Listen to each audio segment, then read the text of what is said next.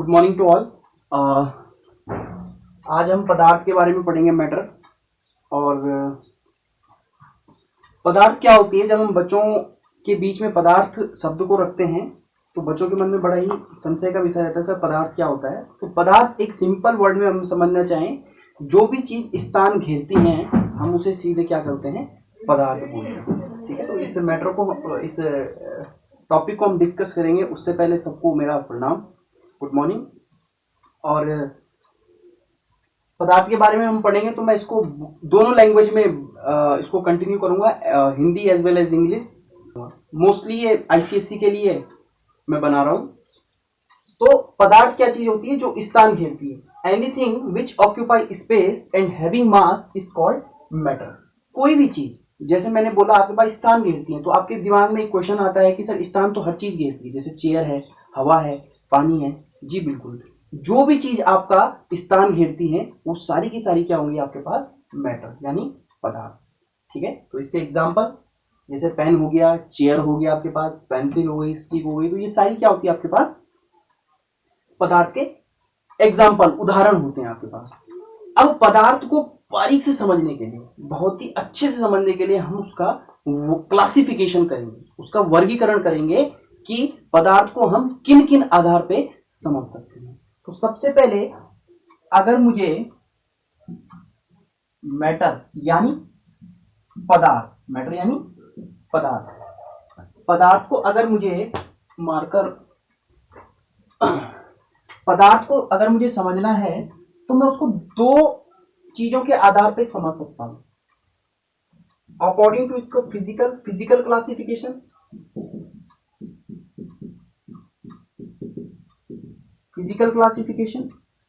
And उसका chemical classification.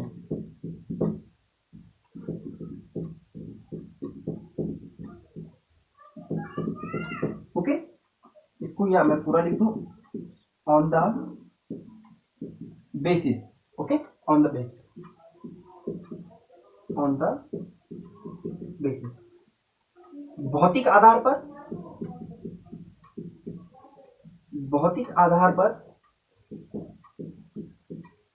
और रासायनिक आधार पर।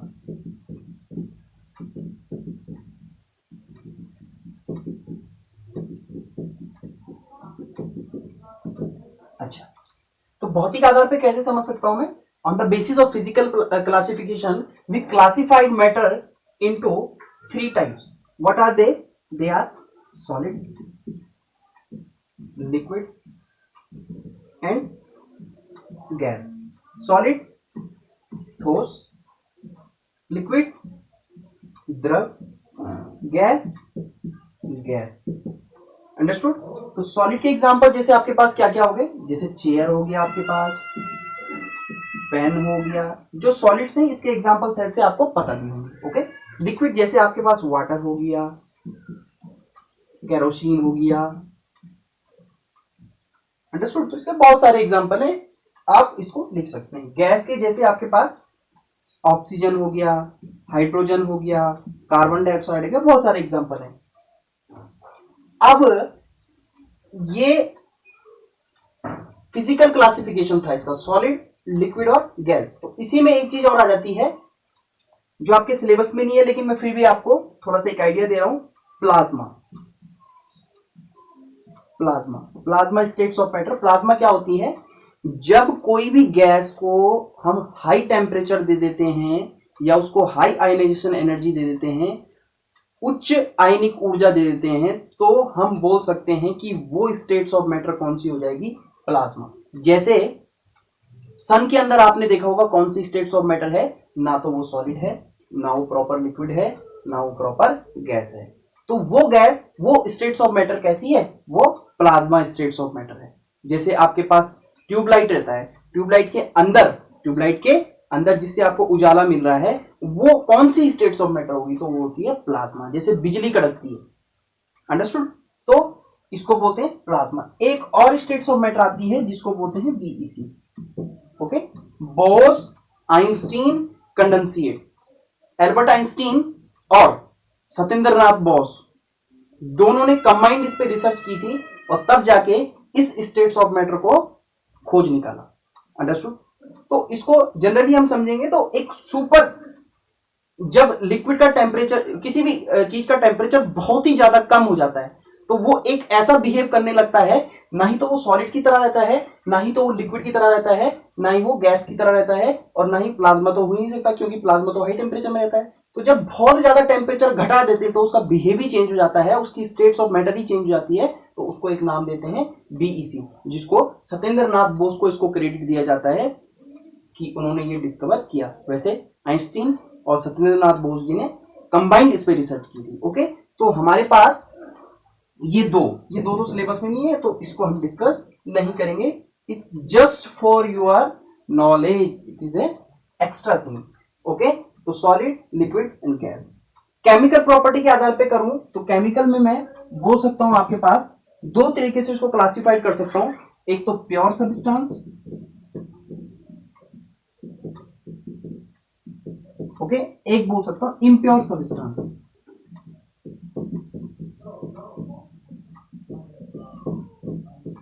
Understood? Pure substance and impure substance. Pure substance शुद्ध पदार्थ और अशुद्ध पदार्थ। अब शुद्ध पदार्थ यहां पे लिख देता हूं मैं, शुद्ध पदार्थ, शुद्ध पदार्थ। तो शुद्ध पदार्थ को मैं फिर दो भागों में डिवाइड कर सकता हूं। ओके, तो शुद्ध पदार्थ जैसे आपके पास आ गए, शुद्ध में आपके पास आ गए एलिमेंट, तत्व, इसको बोलेंगे तत्व, और इधर आ गया आपके पास कंपाउंड। कंपाउंड को बोल सकता हूं यौगिक। क्या बोल सकता हूं? यौगिक। ओके, तो एलिमेंट को भी तीन पार्ट में मैं डिवाइड करता हूं। जैसे आपके पास आते हैं मेटल, नॉन मेटल और मेटलॉइड।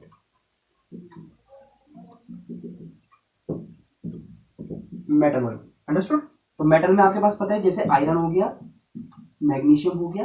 ओके, नॉन मेटल में आपके पास जैसे हाइड्रोजन हो गया, ऑक्सीजन हो गया, नाइट्रोजन हो गए, सारे नॉन मेटल में। और मेटलॉइड मींस जो मेटल की जैसे बिहेव भी करे और नॉन मेटल की जैसे। इसके बारे में हम डिस्कस करेंगे अभी, इसके सिर्फ एग्जांपल हमें लिखने होंगे। तो मेटलॉइड जैसे आपके पास बोरोन हो गया, सिलिकॉन हो गया, और आर्सेनिक हो गया, और एंटीमनी हो गया, ये सारे आपके पास क्या आते हैं? मेटलॉइड्स में आते हैं। ओके, अब चलते हैं कंपाउंड में। तो कंपाउंड को आप दो भागों में और डिवाइड कर सकते हो। First is organic. ओके, क्या लिखेंगे? ऑर्गेनिक कंपाउंड, इसको बोलते हैं कार्बनिक। और सेकेंड वन इज इनऑर्गेनिक, जिसको बोलते हैं अकार्बनिक। होप कि आपको दिख रहा होगा, ज्यादा नीचे नहीं गया हूं मैं।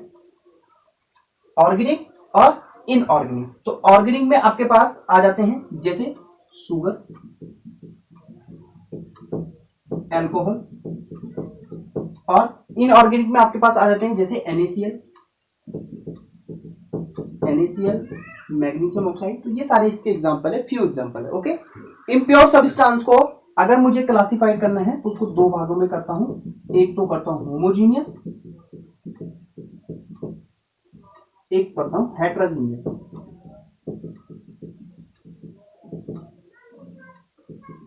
ओके, तो होमोजीनियस मींस समांगी पदार्थ, अशुद्ध पदार्थ, समांगी अशुद्ध पदार्थ। ओके, इसको बोलता हूं समांगी। ओके, इसको बोलता हूं असमांगी। तो समांगी में कैसे आता है? जिसका कंपोजिशन जो होता है वो समान रहता है, आप कहीं से भी उठा लो। अंडरस्टूड? जैसे आपने वाटर लिया, घर में आपके पास वाटर लिया, वाटर में आपने अगर यहां से कोई सैंपल लिया, अगर उसमें जो है मैग्नीशियम और कॉपर या आयरन के अगर 5 आयन है, इन केस अगर यहां से आप वही वॉल्यूम लोगे तो यहां भी इसकी कंपोजिशन सेम ही आएगी। तो इसको हम बोलते हैं होमोजीनियस। अंडरस्टूड? और हेटेरोजीनियस मतलब जहां पे कंपोजिशन अलग अलग आ जाए। सपोज दैट इसी की जगह अगर आपने यहाँ पे सपोज दैट आपने यहाँ पे पत्थर डाल दिए, रेत डाल दी और ये पानी डाल दिया, तो आपको पता है कि रेत नीचे चली जाएगी। अगर आप यहां से सैंपल लो तो रेत ही रेत आएगी, सैंडी सैंड आएगी और यहां से अगर लो वाटरी वाटर आएगा, तो कंपोजिशन क्या है, डिफरेंट है, तो उसको हम क्या बोलते हैं, हेट्रोजीनियस। ओके, तो होमोजीनियस की अगर बात करूं तो होमोजीनियस में जैसे टैप वाटर, ओके, और बहुत सारी चीजें आप लिख सकते हो, दूध भी लिख सकते हो, उसमें मिल्क भी लिख सकते हो, वो लिख सकते हैं आप, ठीक है। असमांगी में जैसे आप लिख सकते हो sand and water, sand and water, oil and water, okay, तो आप अपनी मर्जी से लिख सकते हो। अब इस चीज में ध्यान देना बेटे, ये हम फर्दर आगे इसको पढ़ेंगे, इस चीज को हम आगे पढ़ेंगे, अभी इसके बारे में डिस्कस नहीं करेंगे। ओके, हम पढ़ेंगे सिर्फ और सिर्फ इसके बारे में, ठीक है। मैटर के आप देखो किस ब्रांच में हम इस चैप्टर में पढ़ेंगे, सिर्फ सॉलिड लिक्विड गैस इनके बारे में पढ़ेंगे कि इनको हम किस तरीके से बहुत गहराई से इसको समझ सकते हैं। अंडरस्टूड? तो अब मैं चलूंगा सॉलिड लिक्विड गैस में एक एक करके। ओके, पहले आपको सॉलिड समझाऊंगा, उसके बाद आपको लिक्विड समझाऊंगा, उसके बाद आपको गैस समझाऊंगा। ओके, होप कि आप साथ ही साथ इसको नोट भी कर रहे होंगे, वीडियो पॉज करके आप इसको नोट भी कर सकते हैं। ओके, तो सबसे पहले मैं बात करूंगा किसकी, सॉलिड की बात करूंगा। ओके, इसको और गहराई से हम कैसे समझ सकते हैं, तो सबसे पहले बात करूंगा सॉलिड, जिसको हम बोलते हैं हिंदी में ठोस। अंडरस्टूड? तो ठोस क्या होते हैं, अभी मैंने आपको बताया, अभी मैंने आपको बताया कि मैटर की ही ये एक ब्रांच है, मींस मैटर को समझने के लिए हमने उसको क्लासिफाइड किया, ये ठोस है। अंडरस्टूड? तो ठोस क्या है, इसको समझेंगे। ठोस क्या है, it is a physical state of matter, it is ए, ये भी फिजिकल स्टेट ऑफ मैटर है, अभी मैंने आपको बताया फिजिकल और chemical. It is a physical state of matter in which size, shape and volume is fixed. Understood? तो इसको डिफाइन कैसे करेंगे, it is a physical state of matter in which volume, size and shape is fixed। इसको ऐसे करके हम define कर सकते हैं, जैसे पेन ले लो, इसको मैंने ऐसे रख दिया। ओके, अभी मैं इसके ऊपर बैठा और बैठने के बाद जब मैं खड़ा उठा तो इस पेन पे मुझे कोई चेंजेस नहीं मिले, इस मार्कर पे मुझे कोई चेंजेस नहीं मिले, तो इट मीन्स ये क्या है, सॉलिड है। पानी है, पानी के ऊपर बैठ जाओ, पानी का शेप चेंज हो जाएगा। अंडरस्टूड? ओके, उसका शेप चेंज हो जाएगा, तो मैं बोल सकता हूं वो सॉलिड नहीं। सॉलिड क्या होता है, जिसका शेप, साइज, वॉल्यूम चेंज नहीं होगा। नॉर्मली आप उस पर हथौड़ा जोर से मारो तो टूट भी सकता है, तब शेप चेंज हो सकता है, लेकिन नॉर्मली उसका शेप चेंज नहीं होगा, रिजिड होगा। टूट सकता है लेकिन उसका जो डिफॉर्मेशन उस पर क्या होगी, बिल्कुल नेग्लिजिबल डिफॉर्मेशन आएगी। अंडरस्टूड?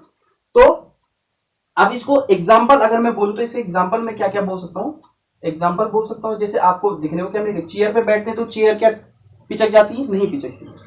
ओके, पेन है, पेंसिल है, ओके, बहुत सारी स्टोन है, बहुत सारी चीजें हैं, इसे एग्जाम्पल आप लिख सकते हो। अंडरस्टूड? अब इसको और बारीकी से समझने के लिए हम क्या करेंगे, इसके स्ट्रक्चर पे जाएंगे, इसके स्ट्रक्चर पे जाएंगे। देखो मैं एक स्ट्रक्चर यहां पे बना रहा हूं, जैसे सपोज दैट आपके पास एक लकड़ी का टुकड़ा है। अंडरस्टूड? ये आपके पास एक लकड़ी का टुकड़ा है, ये आपके पास एक लकड़ी का टुकड़ा है। अंडरस्टूड? अब आपने क्या किया, इस लकड़ी के टुकड़े को, इसमें आप ऐसे अरेंजमेंट आपको नॉर्मली दिखने को नहीं मिलेगी, इस तरीके से मैं इसको बना सकता हूं समझने के लिए। अंडरस्टूड?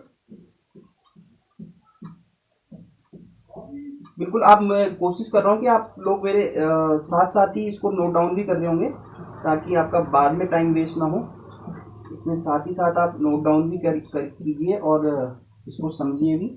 इसको हम बहुत अच्छे तरीके से कैसे समझ सकते हैं वो मैं आपको अभी बताऊंगा। ओके, ये सॉलिड का पीस है सपोज दैट। ओके, अब ये सॉलिड का पीस है, तो मैंने क्या किया, इस सॉलिड के पीस में मैंने क्या किया, इसको बहुत बारीकी से देखा, इसमें मैग्नीफायर लगा, इसको बहुत बारीकी से देखा, तो ये वाली चीज जो मेरी उभर के आएगी वो कैसे आएगी, जरा ध्यान देना इसमें।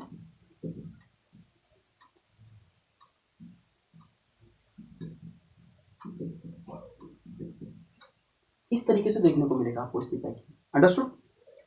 तो जो पैकिंग है, ये जो पैकिंग है ये इससे जुड़ा हुआ है, ये इससे जुड़ा हुआ है, ये इससे जुड़ा हुआ है। तो इस चीज को, इस मॉलिक्यूल ने इस मॉलिक्यूल को एक फोर्स ऑफ अट्रैक्शन से पकड़ के रखा है। अगर मैं इसको इधर खींचता हूं तो ये पूरा का पूरा इधर आ जाएगा, अगर मैं इसको इधर खींचता हूं तो ये पूरा का पूरा उधर चल जाएगा। इट मींस तो इनके बीच में ये फोर्स ऑफ अट्रैक्शन है, ये बहुत ही ज्यादा है। जैसे ये मार्कर है, अगर मैं इसको यहां से ऊपर खींचता हूं तो ये पूरा मार्कर ही ऊपर आ रहा है, अगर मैं इसको यहां से नीचे खींचता हूं तो पूरा मार्कर ही नीचे जा रहा है, जबकि पानी के केस में ऐसा नहीं होता है। अंडरस्टूड? तो इसमें क्या होता है, इसको बोलते हैं फोर्स ऑफ अट्रैक्शन, और इसी को बोलते हैं क्या, बॉन्डिंग भी बोलते हैं इसको। अभी आप आगे पढ़ोगे, नॉर्मल उसमें बोलूं मैं तो इसको बोलता हूं मैं क्या, force of attraction, force of attraction. तो सॉलिड की बात करूं तो जो फोर्स ऑफ अट्रैक्शन है वो क्या रहता है, बहुत ही हाई रहता है। अंडरस्टूड? दूसरी चीज, इनके बीच में गैप बताओ आप, क्या कोई गैप दिखने को मिल रहा है, कोई गैप दिखने को मिल रहा है, नहीं मिल रहा है। तो इसमें भी, इसके बीच में जो इंटर मॉलिक्यूलर गैप होता है वो भी क्या होता है, वो भी क्या होता है, नेग्लिजिबल, वो भी नेग्लिजिबल होता है। अंडरस्टूड? अब देखो, अब इस चीज को समझो आप, ये वाला मॉलिक्यूल है, आपने इसमें कोई एनर्जी अप्लाई करी, हीट एनर्जी अप्लाई करी। अब जैसे आपने इसमें हीट एनर्जी अप्लाई की तो ये अपने जगह पे वाइब्रेट करना स्टार्ट कर देगा, ये अपनी जगह पे वाइब्रेट करना स्टार्ट कर देगा, और जैसे ये वाइब्रेट करना स्टार्ट करेगा तो ये अपनी एनर्जी जो है वाइब्रेशन के थ्रू इस पे ट्रांसफर कर देगा, और ये वाला इस पे ट्रांसफर कर देगा, और ये वाला इस पे ट्रांसफर कर देगा। अब जब ये एनर्जी ट्रांसफर हो रही है तो ये किसके थ्रू हो रही है, ये हो रही है वाइब्रेशन के थ्रू, और वाइब्रेशन जब होता है तो तब इसमें क्या आती है, काइनेटिक एनर्जी, और जब काइनेटिक एनर्जी इसमें आती है तो तब क्या होता है, इसमें एनर्जी ट्रांसफर होती है। तो ये एनर्जी ट्रांसफर का जो पूरा प्रोसेस है इसको मैं बोलता हूं कंडक्शन। कंडक्शन तो मैं बोल सकता हूं सॉलिड में, बेसिकली सॉलिड में जो एनर्जी ट्रांसफर होती है वो किसके थ्रू होती है, कंडक्शन के थ्रू। अंडरस्टूड? नॉर्मली हम समझ रहे हैं, अभी इसके बारे में बहुत डिटेल में चलेंगे, लेकिन नॉर्मली आपको बताऊंगा किसके थ्रू, कंडक्शन के थ्रू। अंडरस्टूड? अब क्या होता है, इसका शेप क्या होता है, रिजिड होता है, कठोर होता है इसका शेप, तो उसको रिजिड बोलते हैं, रिजिड को क्या बोलते हैं, कठोर बोलते हैं। इसको बोलते हैं अंतरा आणविक रिक्तियां या अंतरा आणविक जगह। ओके? वो क्या होता है, नगण्य होता है, नेग्लिजिबल होता है। फोर्स ऑफ अट्रैक्शन मींस होता है कि आपस में जो बल लग रहा है, मॉलिक्यूल के बीच में जो बल लग रहा है वो क्या रहता है, बहुत ही उच्च रहता है। अंडरस्टूड? इसमें और चीज करेंगे, अब अगर मुझे इसको, इस मॉलिक्यूल को इस मॉलिक्यूल से छुटाना है, इसको इससे अलग करना है, तो मुझे इसको बहुत ही एनर्जी लगानी पड़ेगी। अंडरस्टूड? इसको बहुत ही एनर्जी लगानी पड़ेगी। तो इसका जो मेल्टिंग पॉइंट और बॉइलिंग पॉइंट है, मेल्टिंग पॉइंट और बॉइलिंग पॉइंट है, वो भी क्या रहता है, हाई रहता है, वो भी क्या रहता है, हाई रहता है। तो इतनी सारी चीजें आपने इसमें देखने को मिली आपको, आप समझे कि इसमें क्या क्या होता है। ओके? तो सॉलिड में आपने क्या क्या सीखा, सॉलिड क्या क्या होते हैं, सॉलिड का volume, size, shape and change नहीं होता है, सॉलिड में जो इंटरमोलिकुलर फोर्स होता है वो बहुत ही ज्यादा रहता है, इंटरमोलिकुलर जो गैप रहता है वो नेग्लिजिबल रहता है, जो इसमें प्रोसेस होती है एनर्जी ट्रांसफर की उसको हम कंडक्शन बोलते हैं, इसका जो शेप रहता है वो रिजिड रहता है, और इसका जो मेल्टिंग पॉइंट और बॉइलिंग पॉइंट भी रहता है वो भी क्या रहता है, हाई रहता है। तो इतनी सारी हम चीजें इसमें पढ़ी। एक चीज और, इसमें जो काइनेटिक एनर्जी है वो लगभग बहुत ही कम रहती है, क्योंकि अपनी जगह से हिल नहीं पाता। काइनेटिक एनर्जी का मतलब अगर ये मॉलिक्यूल इससे छूट जाए तो ये कहीं भी भागने लगेगा, तो ये कहीं भी भागता नहीं है, तो काइनेटिक एनर्जी क्या होगी, इसमें कम होगी एज कंपेयर टू लिक्विड और गैस के, क्योंकि ये इससे बंधा हुआ है। काइनेटिक एनर्जी इसमें आएगी पर लेकिन ये सिर्फ अपनी जगह पे हल्का सा काइनेटिक एनर्जी करेगा, तो हम बोल सकते हैं इसमें काइनेटिक एनर्जी क्या होगी, एज कंपेयर टू लिक्विड और गैस के कम होगी लेकिन इतनी नहीं होगी। अंडरस्टूड? तो इतनी सारी चीजें आई होप कि आप लोगों ने ये साथ ही साथ नोट कर ली होगी। ओके? आप नोट कीजिए इसको।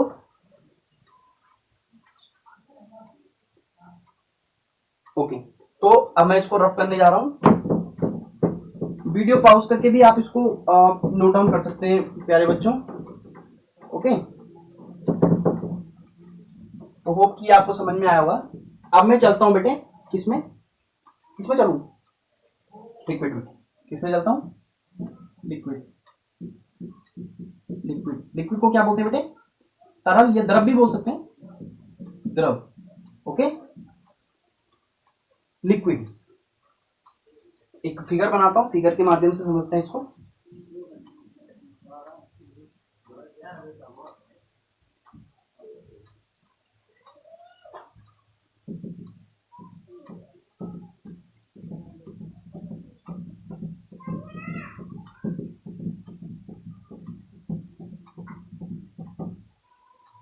सेम है, बारीक से समझने के लिए इस पे क्या करना पड़ेगा,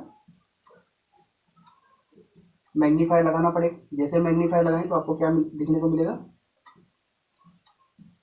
ऐसा कुछ देखने को मिलेगा। अंडरस्टूड। अब इस चीज को हम यहाँ पे थोड़ा सा समझते हैं किस तरीके से। ओके, तो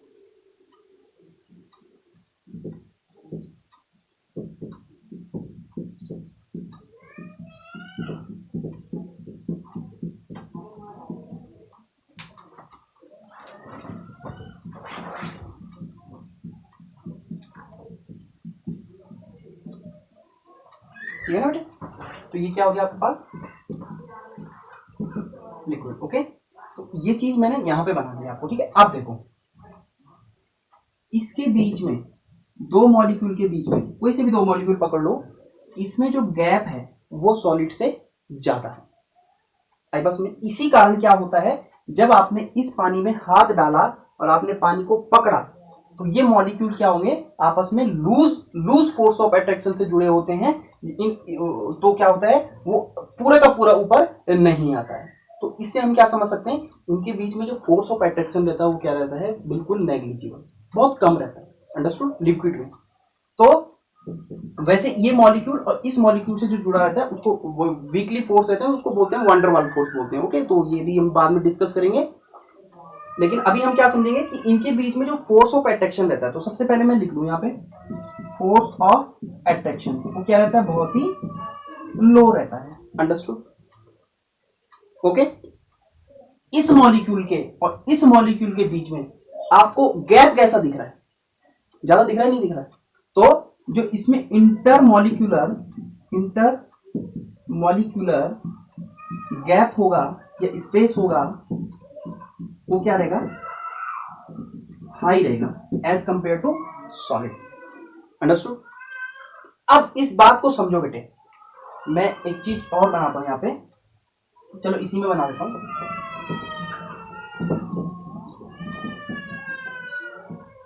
ध्यान से समझना इस चीज को। इसमें क्या किया आपने, इसमें आपने एक पानी की रॉड डाली, पानी की रॉड डाली। अंडरस्टूड। इलेक्ट्रिकल एनर्जी आई, इलेक्ट्रिकल एनर्जी आई, इलेक्ट्रिकल एनर्जी किसमें कन्वर्ट हुई, हीट एनर्जी। किसमें कन्वर्ट हुई, हीट एनर्जी में।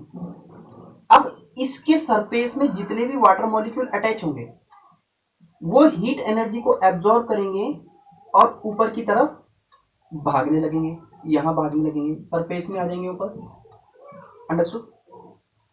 जब ये यहां से और ऊपर गया, जब ये बॉटम से टॉप गया, तो जाते हुए ये पता नहीं कितने इन्फिनिटी नंबर ऑफ मॉलिक्यूल से टकराया होगा, जिसको हम बोलते हैं कॉलिजन। और कॉलिजन के थ्रू जितनी इसने एनर्जी यहां पे गेन की होगी, वो एनर्जी इसने धीरे धीरे धीरे धीरे लूज की होगी और थोड़ा सब मॉलिक्यूल को दी होगी। अंडरस्टूड। तो इसमें जो एनर्जी ट्रांसफर होती है वो किसके थ्रू होती है, कॉलिजन के थ्रू। अंडरस्टूड। और कॉलिजन के थ्रू तो होती है, लेकिन इस पूरी प्रोसेस को यहां से लेके ये जो यहां तक आया और ऊपर आपके पास गर्म पानी हुआ और नीचे आपके पास ठंडा पानी हुआ, ये पूरा भी बताऊंगा। ये पूरी प्रोसेस जो है, इसको एक टेक्निकल नाम देता हूं जिसको बोलता हूं कन्वेक्शन, हिंदी में बोलते हैं कुछ संवहन। अंडरस्टूड। तो होता क्या है, सॉलिड में हम जब बात कर रहे थे, सॉलिड में बात कर रहे थे कि एनर्जी ट्रांसफर होती है कंडक्शन से, वहीं लिक्विड में अगर आपसे पूछा जाएगा जो एनर्जी ट्रांसफर होती है वो होती है कन्वेक्शन। अंडरस्टूड। अभी होता क्या है, गर्म मॉलिक्यूल तो ऊपर आ जाते हैं, ठंडे मॉलिक्यूल नीचे आ जाते हैं, इसीलिए जो आपके पास होता है ऊपर वो हॉट वाटर होता है और नीचे आपके पास कोल्ड वाटर होता है। ऐसे कभी देखना, पानी की रॉड लगाना बाल्टी में और देखना कि ऊपर आपको पानी गर्म मिलता है और नीचे ठंडा मिलता है, और आप बेवकूफ बन जाते हैं जब आप नहाने जाते हैं। तो इसको चेक करना, it's all about the physics. Understood. तो ये आपने लिक्विड के बारे में पढ़ा। तो एक चीज और चीज पढ़ी आपने इसमें, एक चीज और जानी कि लिक्विड में जो एनर्जी ट्रांसफर होती है वो किसके थ्रू होती है, कन्वेक्शन के थ्रू। अच्छा, अब ये जो मॉलिक्यूल है ये क्या करते हैं, मोशन करते हैं, कोई ऊपर भाग रहा है कोई, जो इसकी डायरेक्शन है हम बोल सकते हैं ये ग्रेविटी के अलोंग जाएगा। अगर आप लिक्विड यहां पे डालते हो तो यहां से वो नीचे ही आएगा। ओके, ग्रेविटी के अगेंस्ट कभी भी लिक्विड नहीं जा सकता है नॉर्मली। अंडरस्टूड। तो इसका जो डायरेक्शन होगी हम क्या बोलेंगे, इसकी डायरेक्शन क्या होगी, don't go oppose to the gravity. लेकिन पानी में जब जैसे जैसे पानी हमने लिया और उसमें एक बार हाथ फिरा दिया तो इसके मॉलिक्यूल को इधर भाग रहा है, कोई इधर भाग रहा है, कोई इधर भाग रहा है, तो ये जो मोशन है इसका जिगजैग मोशन है, इसी को हम क्या बोलते हैं, ब्राउनियन मोशन। Brownian motion. तो ब्राउनियन मोशन को पूछेगा तो क्या करेंगे sir, zigzag motion of molecule, molecule और particle is known as Brownian motion. Understood. तो ये चीजें आपने समझी इसमें। लिक्विड में आपने क्या क्या समझा, जो एनर्जी ट्रांसफर होगी वो किसके थ्रू होगी, कन्वेक्शन के थ्रू। बेसिकली कोलिजन होगा, लेकिन उस प्रोसेस को हम क्या बोलेंगे, कन्वेक्शन। अंडरस्टूड। फोर्स ऑफ जो अट्रैक्शन होगा वो क्या होगा, बहुत कम होगा मॉलिक्यूल के बीच में। इंटरमॉलिक्यूलर गैप होगा वो ज्यादा होगा एज कंपेयर टू सॉलिड। ये ग्रेविटी के अपोज कभी नहीं जाएंगे। आपने पानी नीचे फेंका, नीचे से पानी अपना ऊपर नहीं आएगा नॉर्मली, नेचुरली। इसकी जो मोशन होता है इसको हम ब्राउनियन मोशन से भी समझ सकते हैं, जिगजैग मोशन होता है। अंडरस्टूड। दूसरी चीज, ये बीकर था, इसमें आपने 100 ml पानी डाला, इसको आपने एक बाल्टी में डाला, तो क्या ये पानी 100 ml इसमें जो था इसमें भी 100 ml रहेगा, बिल्कुल रहेगा। तो इसका जो वॉल्यूम है, वॉल्यूम इसका कांस्टेंट रहता है, बदलता नहीं है। लेकिन बदला क्या, इसका शेप। तो शेप क्या रहता है इसका, शेप क्या रहता है इसका, चेंज होता है। अंडरस्टूड। शेप इसका क्या होता है, चेंज होता है। तो इसकी अगर डेफिनेशन लिखने में मैं आऊं, डेफिनेशन से शुरू में नहीं लिखा है मैंने, मैं भूल गया, तो डेफिनेशन लिखाऊं तो क्या होगा, it is A state of matter, matter की स्टेट है ना, it is a physical state of matter, physical है, क्लासिफाइड जब किया था तो फिजिकल में आए थे ना, it is a physical state of matter in which volume is fix but shape is not fix. Understood. तो इस तरीके से हम इसको डिफाइन कर सकते हैं। नोट डाउन करना है, इसमें नोट डाउन करना है आपको, तो नोट डाउन कर सकते हैं आप। ओके, लिखिए। ओके, तो कुछ चीजें आप बताइए इसमें छूटी होंगी तो। अच्छा, एक चीज और मैं इसमें बता देता हूं, इसके बीच में जो मॉलिक्यूल, इसके बीच में जो फोर्स ऑफ अट्रैक्शन है वो कम है। ओके, अगर मुझे इस मॉलिक्यूल को इस मॉलिक्यूल से अलग करना होगा तो मैं इजीली कर सकता हूं। ओके, तो इसका जो मेल्टिंग पॉइंट है, अलग से लिख देता हूं, इसका जो मेल्टिंग पॉइंट और बॉइलिंग पॉइंट है वो भी क्या है, लो होता है। अंडरस्टूड। तो ये चीजें आप नोट कर सकते हैं।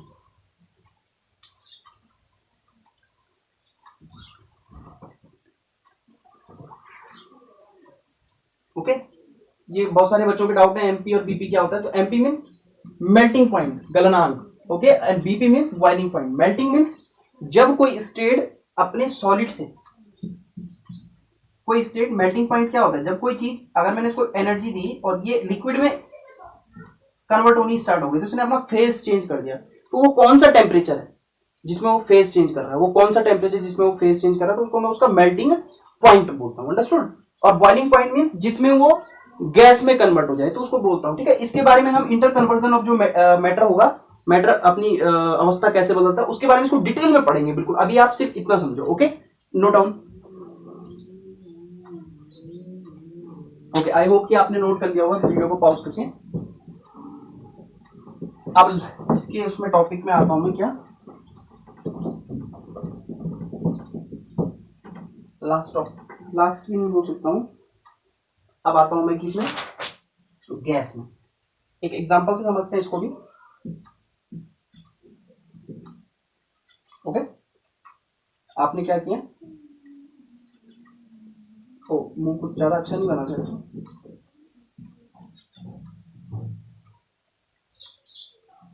कुछ ऐसा मुंह आप लोगों का होगा। तो इसमें आपने क्या किया, इसमें आपने फूंक मारी। तो जब आपने फूंक मारी तो इसमें सपोज दैट मान के चलो 500 मॉलिक्यूल ले, आपने फिर किया तो 500 और चले गए, फिर आपने किया तो 500 और चले गए। अब होता क्या है इसके बीच में, आप समझिए, जो 500 थे वो सपोज दैट मान के चलो ऐसे थे, ऐसे थे, अंडरस्टूड। अब आपने 500 और किया तो वो क्या गए, इसके बीच में आ गए और इसके बीच में आ गए, अंडरस्टूड। इतनी बात समझ में आ गई। अब देखो ये क्या होते हैं, जितने भी आप डाल रहे हो, जितने भी आप मॉलिक्यूल आप इसमें अपने माउथ के थ्रू इस पे इंजेक्ट कर रहे हो, तो ये क्या कर रहे हैं, ये मॉलिक्यूल इनके बीच में एडजस्ट हो जा रहे हैं। तो it means gases are highly compressible. और जो कंप्रेसिबल होते हैं बोल सकता हूं, और वैसे ही अगर मैं इसको एक इस पे आल्पिन मार दूं यहाँ पे, तो ये मॉलिक्यूल सारे बिखर जाएंगे बहुत पूरे उसमें। तो ये एक्सपेंडेबल भी होते हैं, एक्सपेंड भी होते हैं ना इजीली, इसलिए मैं इसको एक्सपेंडेबल भी बोल सकता हूँ। तो ये कंप्रेसिबल भी रहते हैं, एक्सपेंसिबल भी रहते हैं। अब ना तो इसका सेफ फिक्स है, गुब्बारे के अंदर डाल रहे हैं तो उसी समय उसमें 500 जा रहे हैं, उसी समय उसमें 1000 जा रहे हैं, तो ना ही तो इसका वॉल्यूम फिक्स है, ना ही तो इसका सेफ फिक्स है, अंडरस्टूड। तो गैस की जो gas is a physical state of matter in which neither volume fixed nor shape fixed, understood. ये बातें समझी। तो दूसरी चीज इसमें क्या समझी आपने, एक तो इसका वॉल्यूम भी फिक्स नहीं रहता, इसका शेप भी फिक्स नहीं रहता है, ओके। हाईली कंप्रेसिबल रहते हैं, एक्सपेंसिबल भी रहते हैं, ओके। इनके बीच में जो इंटरमोलिकुलर फोर्स रहता है, इंटरमोलिकुलर फोर्स में बार बार नहीं लिखूंगा, मैंने आईएमएफ लिख दिया। इंटरमोलिकुलर फोर्स जो रहेगा वो भी बहुत कम रहेगा एज कंपेयर टू सॉलिड और लिक्विड। सॉलिड में सबसे ज्यादा, लिक्विड में थोड़ा सॉलिड से कम, और इसमें तो बिल्कुल ही कम, ओके। इसमें जो इंटरमोलिकुलर फोर्स रहेगा, अंतरा आणविक बल जो रहेगा वो बहुत ही कम रहेगा, अंडरस्टूड। और इसके मॉलिक्यूल, जैसे सपोज दैट आपने यहाँ पे सेंट स्प्रे किया, तो इसकी खुशबू बहुत दूर तक जाती है। इट मींस जो इसका मॉलिक्यूल यहाँ सेंट की बोतल के अंदर से निकला, वो जितना स्पेस उसे मिलेगा, उसको पूरी दुनिया मिलेगी तो पूरी दुनिया घूम के आ जाएगा, तो जितना स्पेस मिलेगा। तो gases molecule are expand entire space which is available, जितना उनको मिलेगा, ठीक है। तो मैं लिख सकता हूं free to move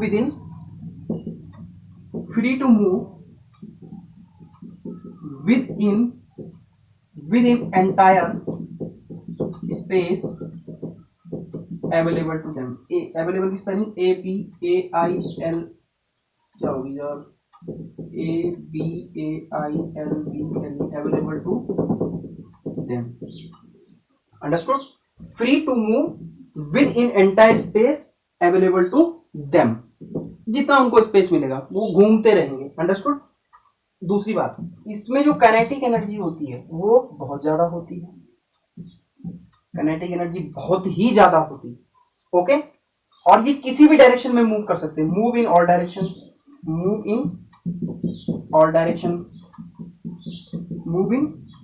direction, okay. तो इतनी सारी चीजें हम इसके बारे में हमने पढ़ी, ओके। कि ये भी एक फिजिकल स्टेट ऑफ मैटर है जिसमें in which neither volume is fix nor shape is fix. इसमें जो इंटरमोलिकुलर फोर्स रहता है वो बहुत ही कम रहता है, और जो इंटरमोलिकुलर गैप रहता है इंटरमॉलिक्यूलर गैप या स्पेस वो क्या रहता है, बहुत ही हाई रहता है। अंडरस्टूड? दो चीजें हैं, इंटरमॉलिक्यूलर फोर्स और इंटरमॉलिक्यूलर गैप ही ज्यादा रहता है। ओके, इसको जितना जगह मिलेगी उतने में घूमता रहेगा, बिल्कुल आवारा मॉलिक्यूल है। काइनेटिक एनर्जी इसमें बहुत ज्यादा रहती है, किसी भी डायरेक्शन में ये मूव कर सकता है, जबकि लिक्विड में आपने देखा अलोंग द ग्रेविटी वो मूव करेगा, ग्रेविटी के अगेंस्ट नहीं जाएगा। इसका शेप ना तो शेप फिक्स है, ना तो साइज फिक्स है, ना तो वॉल्यूम फिक्स है। हाईली एक्सपेंसिबल है, हाईली कंप्रेसिबल है। थैंक यू, आज की क्लास में इतना ही। इसके बाद हम पढ़ेंगे inter conversion of matter. Okay, आज की क्लास में हम पढ़ेंगे इंटर कन्वर्जन ऑफ मैटर।